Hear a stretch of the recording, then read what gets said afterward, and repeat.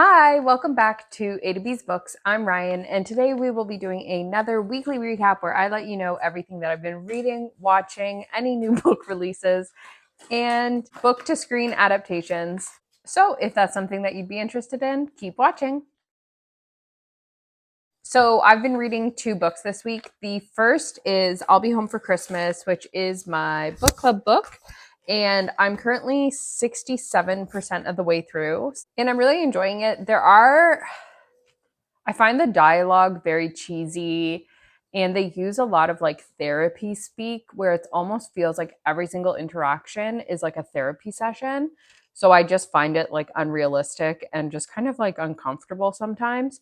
But otherwise, I am enjoying every other aspect of the book. I like the characters, I like the setting, and the story's pretty interesting, although very predictable so far. I'm hoping there's some sort of twist. Otherwise, it'll just kind of be a bit of a mid book. And then I'm also 15% of the way through Sense and Sensibility by Jane Austen, and I am loving that. So I'm listening to the Rosamund Pike narration on Audible, and it is the best Jane Austen like reading experience I've had so far. I just find like I'm able to comprehend so much better what's going on because she's like her emphasis on the right syllable or syllable and all that like really helps with the comprehension. And I have been doing immersive reading as well as just listening. And then for what I've been watching, we watched The Abandons on Netflix. So it's like a Western that was done by the same people who did Sons of Anarchy. And there's actually quite a few actors that were in Sons of Anarchy that are in this. And it's about a rich, kind of like the haves versus the have-nots. No, Matt, what's it about then? It's about mining rights in a small town, and the Yeah. person that has the mining rights wants to get small, like farmers' town, like people's land, basically. Haves versus the have-nots. Yeah. But yes, it's about these people who own a silver mining mine who want the land and they need the land for a certain deal to go through. So there's a lot of pressure. And then there's just also all the other kind of things of the time that are going on between indigenous peoples and all sorts of different cultures coming together in Western America. So really recommend if you're into like that sort of thing. So new to shelves this week, I only have one book that kind of popped out, and that is Love in Plain Sight by Lauren Connolly.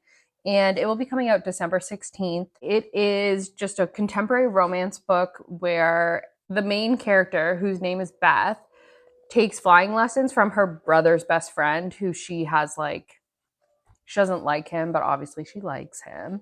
And on their first lesson, they end up having like an emergency situation.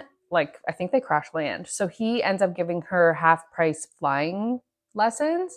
So then they end up spending a way more time together and it's a romance. So that sounded pretty interesting. Book to screen adaptations this week. Again, there's only one, and that is the second season of the Percy Jackson and the Olympians series. So this season 2 will have the source material of book number 2, which is called The Sea Monsters by Rick Riordan. I've never read any Percy Jackson or watched any, honestly, but I've always kind of wish I did. Last week, I didn't talk about how my 75 days booked was going, just because it was kind of the same old, same old. This week, it is still, again, the same old, same old. I'm on day 39 and I'm doing pretty good. I thought it'd be good to do a check in on how it's been going so far since I'm basically at the halfway mark. And I went through my little book to see, and I have finished 7 books so far. And Mondays and Fridays, I seem to struggle to actually accomplish the 2 45-minute reading sprints. So often those days, I just don't log anything and I kind of start the next day. And my cursive has improved. The cursive from when I started to now is way better. So that's very nice. And then I also, while I was doing this, wanted to know how realistic is my goal to finish the 7 books that I still want to finish by the end of the year. So the 2 that I have started are included in that 7. So I did a reading speed test and I have a 357 word. No, there's no way it's word per minute. Whatever the number is, I'm 357, which is above average, which the average is 238. And then I put that all into this website, which I will link down below because it's interesting, where it will take into account how many words are in the book. And then if you put your reading speed in, it will tell you how long it will take to finish the book. So then I took all of that, and that amounts to 1,860 minutes of reading or 31 hours of reading. So then I divided that by how many days I have left to the end of the year. And that gave me I need to read 1 hour and 18 minutes every single day to finish all 7 books by the end of the year.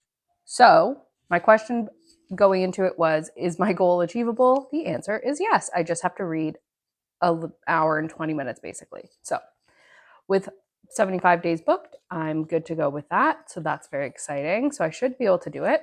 And that's all I have for you this week. So let me know how your 75 days booked is going, and if you have any kind of year-end crunch that you're in with your reading goals. I'm also doing vlogmas, so I will link the playlist down below for all of those videos. And I hope you have a really great week. Goodbye. I'm right. Life is pretty good.